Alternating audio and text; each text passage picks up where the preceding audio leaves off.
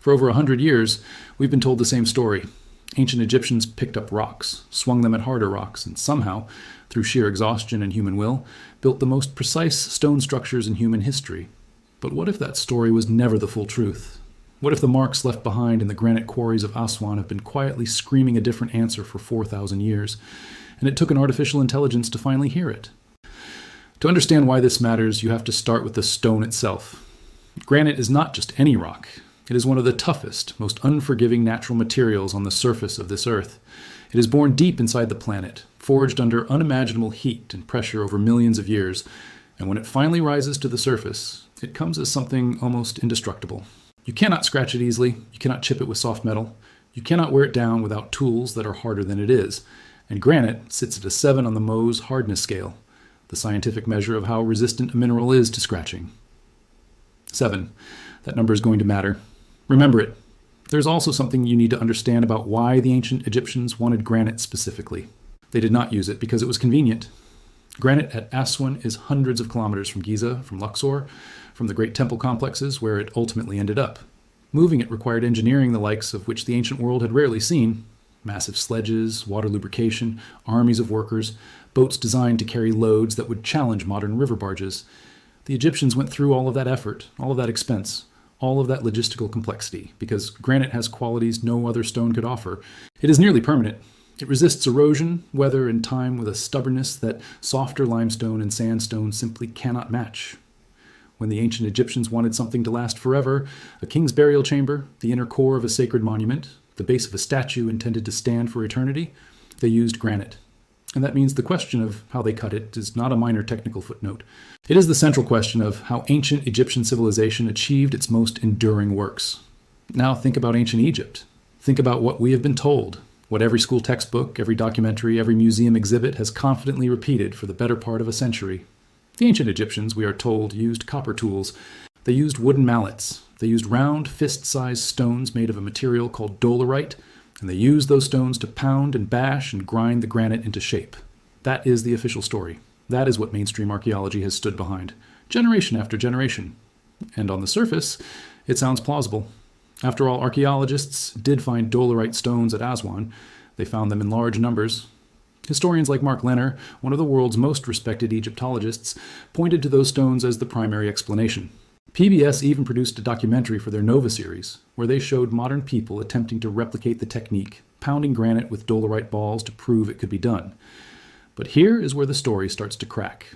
Here is where you have to stop accepting what you have been told and actually look at the numbers. Copper, the metal the ancient Egyptians primarily worked with, scores a 3 on that same Mohs hardness scale.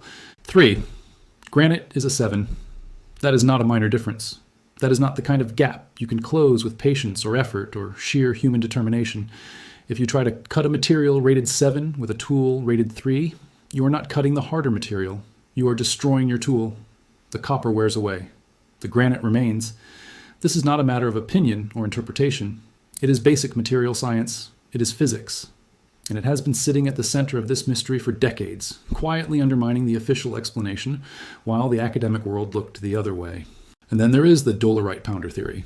In 2022, a team of researchers decided to test it properly, not in a laboratory, not in a controlled environment far from the actual site. They went directly to Aswan, to the area near the unfinished obelisk, where tourists can actually pick up a dolerite stone and try the technique themselves. The researchers used close-range photogrammetry, a precise modern imaging method, to measure exactly how much granite was removed with each strike, tracking the results with scientific accuracy. What they found was deeply inconvenient for the standard story. At 85 strikes per minute, a sustained and exhausting rate that no worker could maintain for hours on end, the dolerite pounder removed approximately 216 cubic centimeters of granite per hour. That sounds like a meaningful number until you apply it to the scale of what the ancient Egyptians actually built. The unfinished obelisk at Aswan, the one that was abandoned in the quarry before it could be completed, would have stood 42 meters tall and weighed approximately 1,168 tons. 1,168 tons of granite, shaped and extracted from the living bedrock. When you run the mathematics using the measured rate from that 2022 experiment, the numbers become almost absurd. It would have required an enormous workforce, working in brutal Egyptian heat, swinging heavy stones at a punishing pace for a time frame that strains all logic. And that is just one obelisk. The ancient Egyptians did not build one obelisk, They did not build one pyramid. They did not carve one statue. They built thousands of structures, millions of tons of precisely shaped hard stone across centuries of continuous construction. The dolerite pounder, even if it worked, even if it was part of the process, cannot be the whole answer. The researchers who conducted that 2022 study said so themselves. Their published conclusion stated plainly that the experimental results argue against the use of only dolerite pounders and support the strong likelihood that different quarrying methods were also involved. So what were those other methods? That is where the investigation deepens and where the evidence starts to become genuinely difficult to dismiss. Scattered across the quarry sites at Aswan, archaeologists have found something that the textbooks rarely mention. They found charcoal, they found ash, they found burned mud bricks. This is the physical residue of fire. And when you find fire residue in a granite quarry, there is really only one logical explanation. The ancient Egyptians were using a technique known as fire setting. They would build intense fires directly against the granite surface, heating the stone to extreme temperatures, and then rapidly cool it, either with water or simply by allowing the cold desert night air to do the work. When granite is heated and then rapidly cooled, it expands and contracts at different rates in different layers, and that thermal stress fractures the stone along natural fault lines. It does not require a tool harder than granite. It requires an understanding of how heat and cold interact with dense crystalline rock.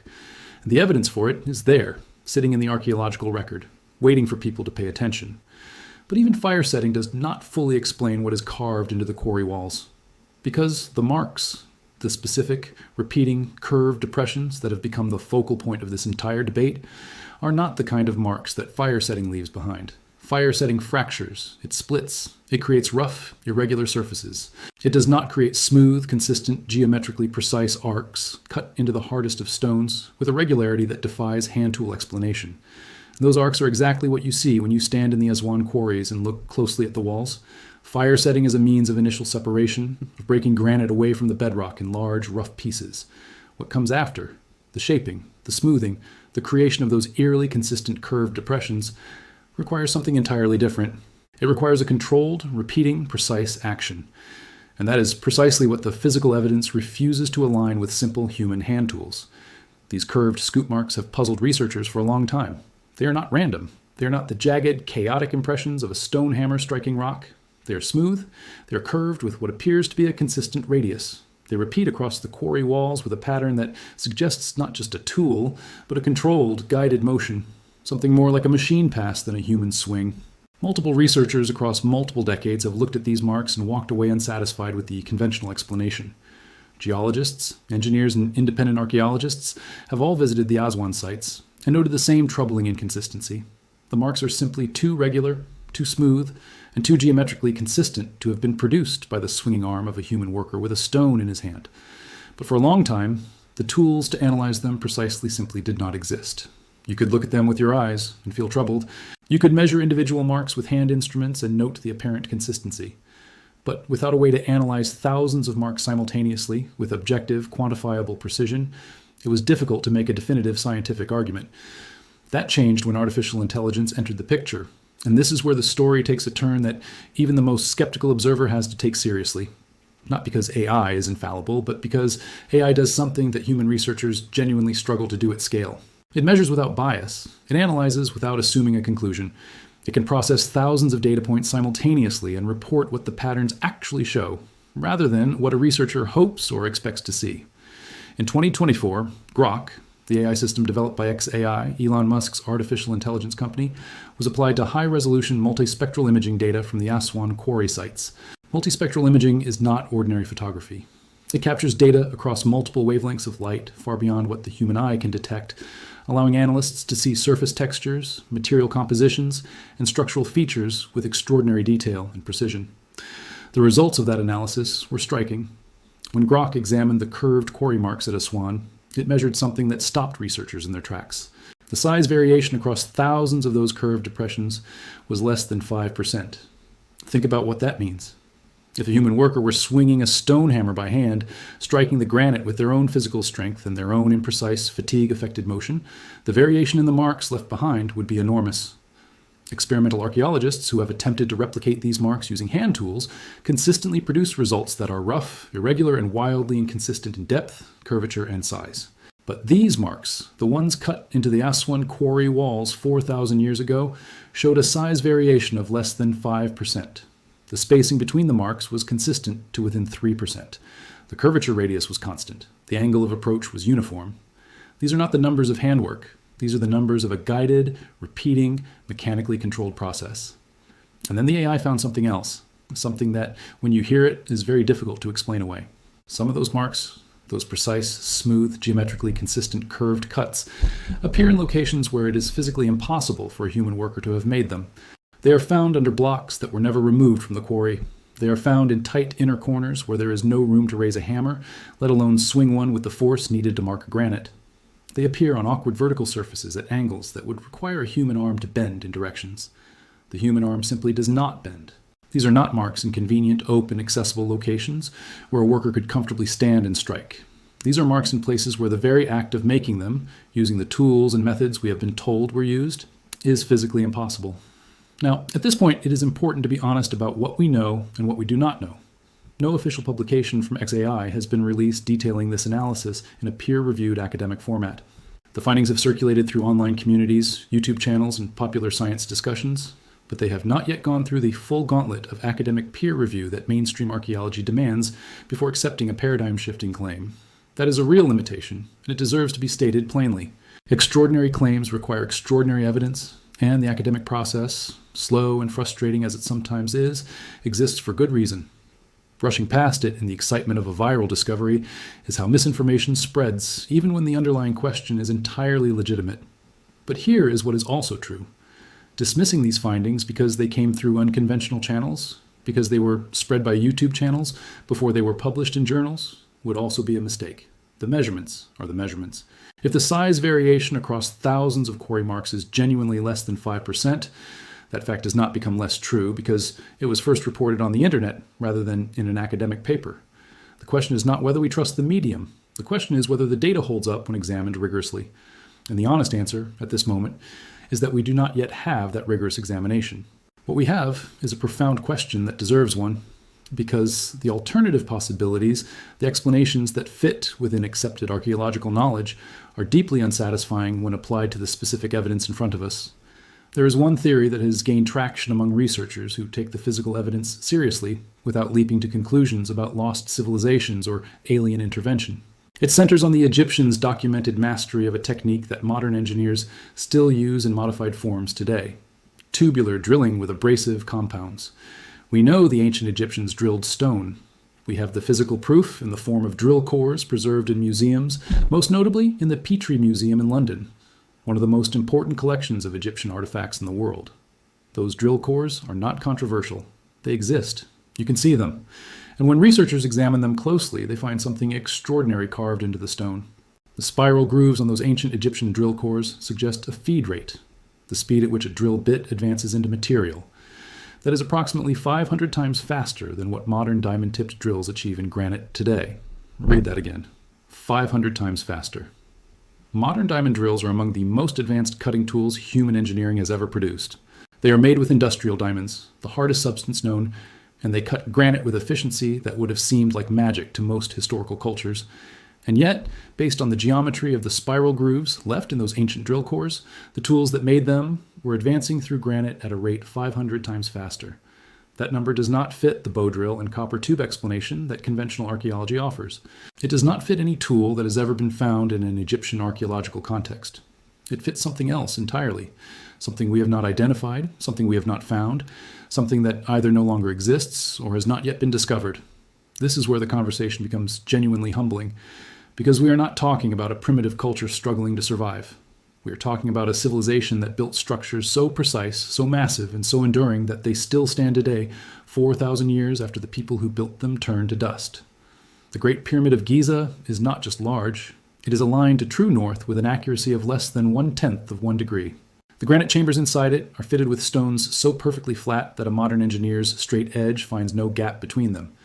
The sarcophagus in the king's chamber is cut from a single block of red Aswan granite, with interior angles so precise they approach perfection.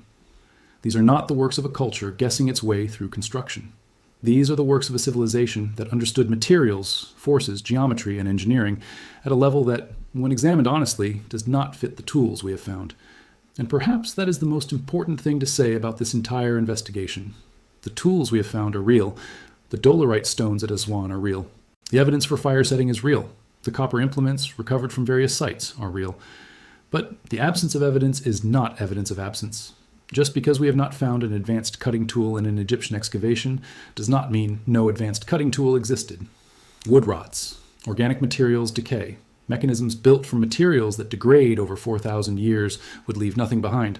We find the hammer stones because stone survives. We find the copper tools because metal, even corroded, can endure millennia in the right conditions. But if the Egyptians had tool components made of organic materials, handles, housings, binding agents, abrasive compounds suspended in organic carriers, those would be gone, completely and utterly, as if they had never existed. There is also the question of knowledge transmission. We assume that because we have not found written records of advanced stone-cutting techniques, no such knowledge existed. But the ancient Egyptians were selective about what they recorded. They recorded religious texts. They recorded royal achievements. They recorded agricultural cycles and astronomical observations. They did not, as far as we have discovered, record technical manuals for construction workers. The men who actually cut the granite at Aswan, the quarry workers, the craftsmen, the engineers of stone, left no written account of their methods. That knowledge was passed from hand, from master to apprentice, through demonstration and practice across generations. When that chain of transmission broke, the knowledge went with it, silently, leaving behind only the marks in the stone and the structures that still defy easy explanation. What Grok AI did, in the most fundamental sense, was give us a new set of eyes to look at evidence that has always been there. The marks at Aswan are not new. Researchers have been photographing and discussing them for decades. But the ability to analyze thousands of those marks simultaneously, to measure their geometry with objective precision, to compare the statistical patterns across the entire quarry surface, that is new. That is what artificial intelligence brings to ancient mysteries that human observers, limited by time and bias and the sheer volume of data, could not bring before. And what those new eyes found, if the reported results are accurate, is a pattern of precision that does not belong to the tool set we have assigned to the culture that made it. So where does that leave us? It leaves us in a place that honest inquiry always leads. Not at a destination, but at a better question. The question is no longer simply, how did the ancient Egyptians cut granite? That question was always too small, too comfortable, too easily answered with a wave toward the museum cases of dolerite stones and copper chisels. The better question, the one that the evidence at Aswan is forcing us to ask, is this. Were there methods, tools, or technologies employed by the builders of ancient Egypt that we have not yet found, have not yet understood, and have not yet been willing to seriously investigate because the implications are too uncomfortable for the story we have already decided to tell? Because the story we have decided to tell is a very satisfying one. It is a story of human triumph, of patience and labor and collective will. It says that ordinary people with nothing but the simplest tools and extraordinary organization built the most enduring structures in human history. And there is beauty in that story. There is something profound and moving about the idea that human hands and human determination, without any mysterious advantage, achieved what the pyramids and the obelisks and the granite temples represent. That story is worth preserving if it is true, but if it is not the complete truth, if it is a simplified version assembled from incomplete evidence and held in place more by institutional momentum than by the full weight of the physical record, then preserving it does not honor those ancient builders. It diminishes them. It replaces their actual, perhaps astonishing intelligence with a comfortable myth. The granite at Aswan does not lie. It has been sitting there for 4,000 years, holding its secrets in its smooth, curved faces and its impossible corners and its statistically improbable uniformity. Every researcher who has stood in that quarry and looked honestly at those marks has felt the same thing, a quiet, persistent sense that the explanation they arrived with does not quite fit what they are seeing.